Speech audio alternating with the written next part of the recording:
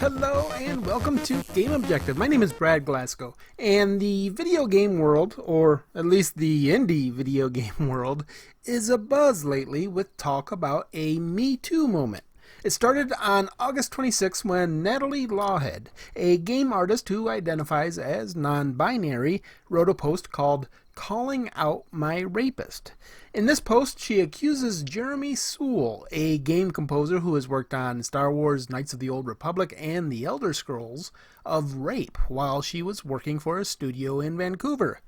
The next day, Zoe Quinn, a former game developer who created a Twine game and was at the center of the Gamergate controversy, who also identifies as non-binary, wrote their own post, inspired by Natalie, accusing Night in the Woods developer Alec Holowka of being abusive when they were in a relationship together several years ago.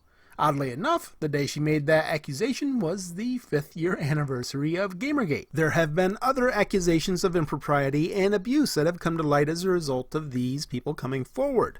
But an accusation that came to light on Thursday turned the whole thing on its head. Nicole Leffel, who also apparently identifies as non-binary and who describes themselves as a software engineer and ex-social startup co-founder and BuzzFeed alumni, accused Alex Lifshitz of abuse in their relationship with him, including taking non-consensual pictures of them having sex. Why is this interesting? Because Alex Lifshitz was Zoe Quinn's boyfriend at the time that Gamergate began, and he and Zoe Quinn both created Crash Override Network together. Crash Override is allegedly an anti-harassment initiative, though it has also been accused of its own harassment several times in the past.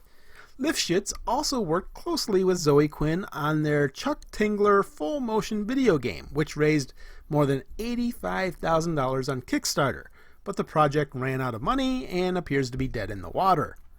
Leffel also claims that Elizabeth Sampat, an outspoken feminist game developer, listened to her complaints about Alex Lifshitz and then went on to have her own relationship with him.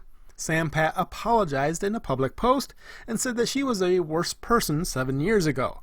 You might remember Elizabeth Sampat as one of the developers who was key in creating the Not Nolan campaign last year, which falsely accused Nolan Bushnell of sexual harassment at Atari in the 1970s, which resulted in Bushnell losing a planned award from the GDC. So there you have it. There is a big Me Too moment in video games, and it seems many of the perpetrators of alleged abuse are disproportionately feminist, woke male, quote, allies. Nicole Leffel said in one of her tweets, quote, "The takeaways are, anyone going to great lengths to perform their feminist/wokeness is suspect AF. Men are mostly the perpetrators of sexual violence, but women are often eager handmaidens." Make sure you follow me on Twitter to keep informed of the situation as it unfolds. Also, as I'm sure you are aware, YouTube has issues with demonetization of the news, of which I am a frequent target. Out of my last 5 videos, all 5 have been demonetized. One of them was remonetized after a few days, but the rest were not. If you'd like to see me continue to make videos, then please consider donating to my Patreon or PayPal. You can find the links below. And thank you to all of you who have supported me so far. It means the world to me. Until next time, this has been Brad Glasgow with Game Objective. Thanks for watching.